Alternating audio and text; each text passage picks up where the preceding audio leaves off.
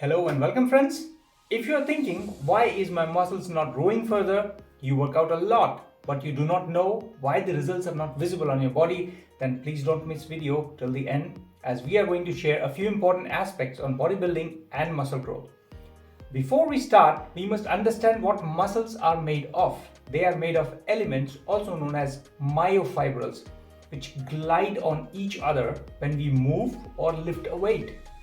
Muscles contract and provide a force which is dependent on the stimulus it receives. Do you know there are two main types of muscles? One is called a slow twitch muscle, which is type 1A muscles and is mostly present for endurance training, or for example you do general sports or movements. This type of muscles are already present. And there is another type of muscles which is called as type 2 or fast twitch muscles, which is mostly like our reserves for challenging work or heavy lifting.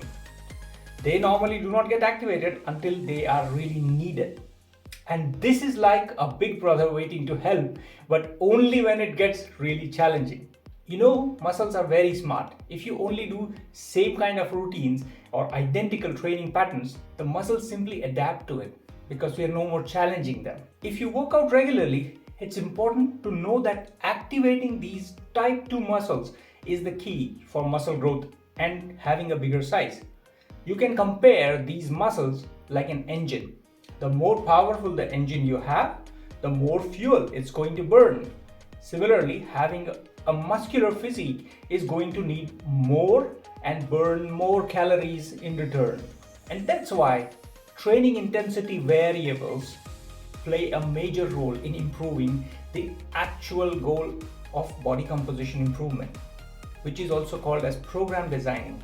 In every program, the main objective is to involve maximum activation of fast twitch type 2 muscles. How do we do that kind of programming? Well, there are variables which we have to keep manipulating throughout the training period. And there is no one fit program for all. But if you know these variables, you can easily design and plan effective workout strategy where the muscles, including type 2 muscles, gets to work. The good thing is that you can track them. So let's see what we can change to see the gains. Variable number 1, increasing the weight. It's well-known fact that heavier weight does the magic as long as the movements are well controlled.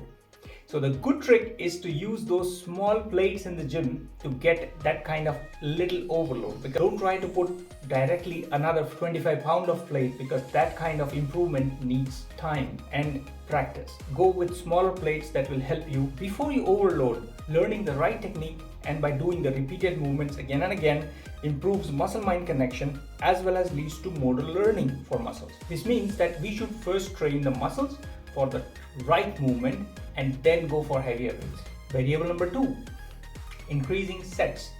If you can do 3 sets last week and this week you are able to do 5 sets with same weight and same repetitions, you have already progressed. You can see and track this improvement. Variable number 3, repetitions. Last week, if you can do 8 repetitions with a certain weight, and this week, if you can do 10 repetitions with the same weight, you can already see that it's a sign of definite progress. Variable number 4, rest. Decreasing the rest period, for example, and if you took last week 3 minutes of rest between 2 sets of workout and this week you only took 2 minutes, it's a sign that you have already progressed and you can measure it. The last variable which you can change in your workout is increasing mechanical work or decreasing leverage, meaning if you are able to do a deeper squat even 2 inches deeper than the last week, then you can say you have progressed, which you can already measure. And by changing and applying these variables, we can optimally challenge the muscles towards growth. There is a very thin line between training and overtraining. If someone likes to work out every day, it sounds amazing, but in that case, the muscles are constantly overworked and there is very limited or little time for recovery. Consider alternating the intensity, for example, from low to high as you design your weekly training. It should give optimal overload to muscles, have proper rest and recovery timing, and provides proper nutrition.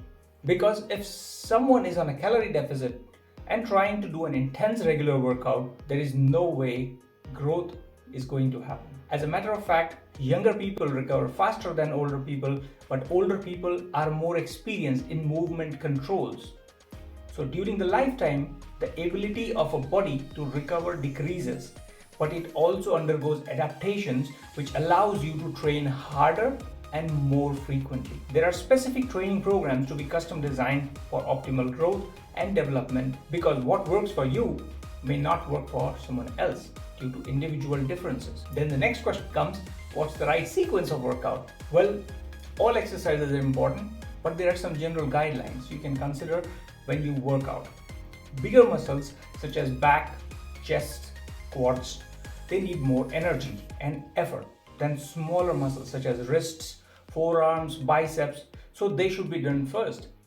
Rule number 2, multi-joint movements such as squats, bench press, dips, they also require more energy and effort, so they get priority over isolation workouts. Rule number 3, never start to do weight training without a proper warm-up, because the muscles are not prepared for intense or heavy workout and it can lead to an injury. Rule number 4, include some flexibility training routines like static stretches in the workout and a cool down after you are done with your training. Applying ice treatments can also help you recover faster whenever possible.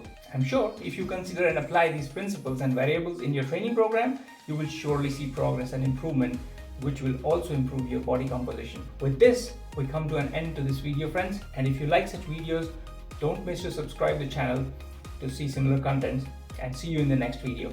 Thank you very much. Here is Amit Oja signing out.